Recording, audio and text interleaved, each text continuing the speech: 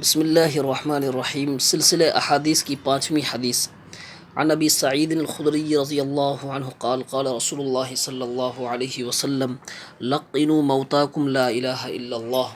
حضرت ابو سعید خدری رضی اللہ تعالی عنہ سے روایت ہے، رسول اللہ صلی اللہ علیہ وسلم نے فرمایا، اپنے مردوں کو لا الہ الا اللہ کی تلقین کیا کرو۔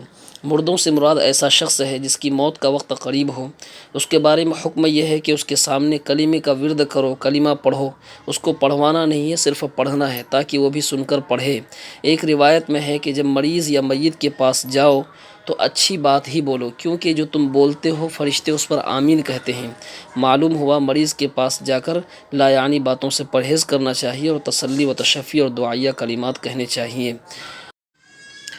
موت کے وقت انسان کی زبان پر کلمے کا ورد جاری ہونا یہ بڑی سعادت مندی کی بات ہے۔ حدیث میں آتا ہے من مات وهو يعلم لا الہ الا اللہ دخل الجنہ، کہ جس شخص نے لا الہ الا اللہ کہتے ہوئے اگر وفات پائی ہے تو وہ جنت میں داخل ہوگا۔ اس لیے مردوں کے پاس جا کر کلمے کا ورد کرنا چاہیے اور ان کو تلقین کرنی چاہیے۔ اللہ تعالی ہم سب کو اس حدیث پر عمل کرنے کی توفیق عطا فرمائے۔